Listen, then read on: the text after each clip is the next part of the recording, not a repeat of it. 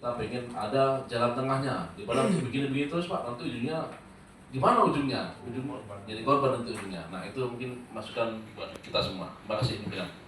Oke, terima kasih. Jadi kita sepakati aja hari ini kita akan duduk berunding untuk permasalahan ini Pak ya. Bermitra tadi atau kapan nanti kita berunding. Sepakat Pak? Saya serahkan dulu kepada Pak pendamping. Ya, silakan. Izin Ya. pimpinan. Ya. Kita sepakat untuk berunding, Ya. gitu ya, dan sepakat kita menegakkan hukum dan peraturan yang ada. Bila pun misalnya oleh karena penegakan hukum dan aturan yang benar itu kami harus terjungkal dari sana, bagi kami nggak ada masalah. Berarti siap. Nah, hanya saja itu tadi saya bilang, mohon izin pimpinan, kalau boleh, mohon dibawa ini menjadi pansus dan mohon Komisi 2 mengambil ahli-ahli perhutanan. Betul nggak ini kawasan hutan gitu? Itu dia Pak. Kenapa? Karena itu tadi saya bilang sedikit Pak. Sampai 2016 kawasan hutan masih berstatus penunjukan. Kami di situ sudah sejak 2004. Lalu kami harus mengakui kawasan hutan itu tanpa ada proses penataan batas kawasan hutannya supaya kami diingklap. Nah ini barangkali Pak. Nah kalau kemudian oleh tekanan ya Pak ya, kami harus terjungkal masyarakat ini dari situ, kami siap. Itu Pak. Tapi itu tadi saya bilang, mohon betul-betul aturan itu ditegakkan, termasuk aturan kawasan hutannya. Itu nggak bisa hanya tunjuk-tunjuk itu Pak, karena undang-undang ada. Terima kasih Pak. Oke, terima kasih. Ya memang betul, itunya betul Pak. Itu yang jelas hari ini kita di situ secara SK, secara apa di situ adalah kawasan hutan, kan gitu Pak. Itu kita masalah diakui atau tidak Pak. Secara formilnya itu adalah kawasan hutan, clear, kan gitu Pak. Clear ya Pak. Ketika Bapak ngomong kalau seandainya pun kami kalah nanti kami terjungkal, dan saya pastikan Bapak kalah. Saya bisa pastikan Pak. Saya bisa pastikan Bapak akan kalah kecuali Bapak perjuangannya mungkin akan panjang kali. Tapi kalau hari ini yang digunakan oleh penegak hukum, data yang ada Pak, kita kalah Pak. Petani kalah Pak. Bapak mau berjuang sampai dimanapun ketika hari ini yang digunakan dasar hukumnya adalah kementerian, apa? Bapak kalah. Boleh tanya sama polisi, boleh tanya sama kota. Jadi jangan Bapak berstatement seperti itu, petani ini tidak tahu apa-apa Pak. Petani ini nanti jangan kita jadikan objek. Kita tidak mau juga petani kita ini dijadikan objek Pak. Objek adu domba sana sini, bukan kita menuduh, bukan, tidak Pak. Tapi jangan kita bikin opini di petani kita itu. Petani kita itu Pak hari ini dia bekerja di kebun untuk dia makan. Ketika ada potensi-potensi yang lain, bagaimana kita arahkan mereka dengan benar? Jadi jangan Pak, kita janganlah kita provokasi orang segala macam, jangan Pak, kasihan Pak. Kita bukan menuduh Bapak untuk bukan Pak, tapi saya menyarankan kita duduk bareng, clear masalah ini. Jangan kita ajak petani itu, oh ini ada jalan ini menuju ke sini dekat, kita bawa muter-muter nggak karu-karuan, tapi hasil belum tentu dapat Pak.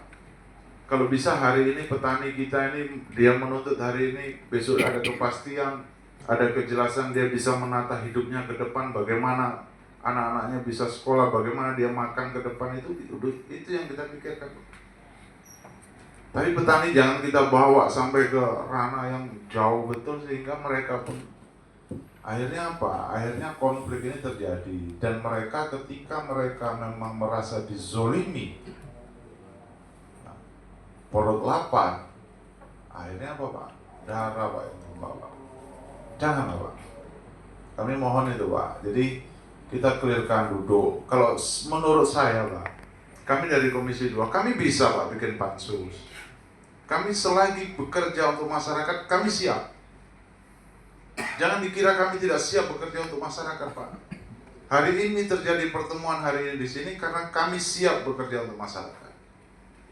Kami siap berada di depannya para petani kami siap Pak, di depan bapak-bapak kami siap. Tapi sesuai aturan Pak, sesuai undang-undang. Ya Pak ya. Jadi tolong dipikirkan permasalahan perundingan ini kalau bisa kita duduk bareng. Kalau nggak itu nggak ada selesainya Pak. Bapak, kita nggak bisa pakai ego kita sendiri, tidak bisa. Ini harus selesai. Petani dapat manfaat, perusahaan nyaman. Kalau menurut saya itu Pak, itu jalan satu-satunya Pak. Kita tidak ada yang gagah-gagahan di sini, tidak ada Pak. Bahwa kita bisa bawa ini selesai, tidak ada. Kami Komisi 2 ini adalah tugas dan tanggung jawab kami untuk memfasilitasi.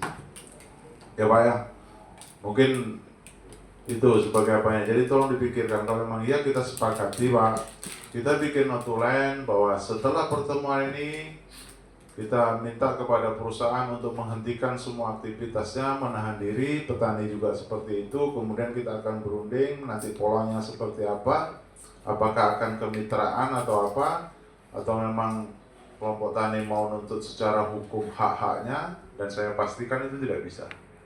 Bagus kita duduk bareng Pak, clearkan masalah ini, duduk bareng, selesai. Kalau saran saya itu, mungkin nanti ada tambahan lah dari Ketua DPRD atau mungkin dari PTSB ada yang mau disampaikan? Cukup? Ada? Oh ya. Ini ya makannya udah 2 kotak misalnya. Ya, silakan kepada Pak Endang, mungkin bisa memberi masukan-masukan juga kepada kita. Silakan Pak. Bismillahirrahmanirrahim. Assalamualaikum warahmatullahi wabarakatuh. Ketua Dewan dan pimpinan Komisi 2 dan para peserta rapat yang tidak bisa saya sebutkan satu persatu. Terima kasih atas kesempatan yang diberikan kepada kami. Mungkin saya menyambung tadi, jadi saya langsung aja. Jadi saran dari saya untuk penyelesaian masalah ini, selain tadi saran yang disampaikan oleh Pak Wang dari Kehutanan, sebenarnya tadi sudah disampaikan oleh Pak Asli bahwa tahun 2027 itu akan melakukan revisi RKU. Sebenarnya disitulah kesempatannya kita mau menyelesaikan secara tuntas, ya, secara tuntas.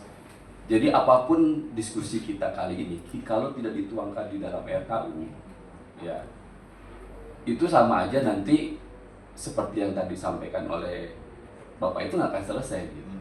Nah, jadi sekarang ini gimana hasil keputusan kita ini bisa tertuang di dalam RKU yang akan disahkan oleh Menteri. Karena perusahaan itu bekerja berdasarkan RKU, ya. Jadi kalau mereka apapun keputusan kita tidak turun, ya mereka tetap akan mengacu ke RKU dan legalitas pekerjaan mereka ya dari situ. Dan kemudian juga perlu saya sampaikan bahwa tadi Pak Wang kan menyampaikan cerita penyelesaian masalahnya itu di PT Artelindo. PT Artelindo dengan PT BBS ini agak sedikit berbeda, Pak. Jadi kalau PT Artelindo itu seluruh manajemennya itu memang dilakukan oleh pemilik. Karena PT Artelindo itu tuh 100% itu dikuasai oleh Ararabadi ya, Asli ya. Ararabadi. Beda dengan BBSI dan PT Citra. Nah, mereka tidak sepenuhnya manajemennya dikelola oleh manajemen PT Citra maupun BBSI. Di situ ada RAPP. Makanya kenapa tadi Pak Hasri tidak bisa ngambil keputusan. Nah, jadi kalau apapun keputusan dari ini, kalau dari PT RPP ya mungkin pengelolaannya mungkin sebagian besar itu PT RPP. Itu tetap mereka harus melakukan menyelesaikan masalah, tetap harus bekerja, ya mereka akan tetap bekerja. Kalau tidak, mereka kena sanksi. Begitu. Jadi hemat saya sih kita mencari solusinya nanti, apapun nanti solusi kita yang akan ini kan, ini perlu kita sampaikan melalui apa kita langsung koordinasi dengan kementerian dan itu tertuang nanti di dalam penyusunan RKU. Supaya nanti rekomendasi kita. Iya, betul. Mungkin itu aja tambahan dari saya. Terima kasih. Oke, mungkin itu bisa dijadikan catatan notulen ya, bahwa untuk RKU nanti kalau bisa kita apanya ke kementerian nanti bisa di apa kan? Redaksinya coba di masukkan. Izin pimpinan, Ya silakan. saya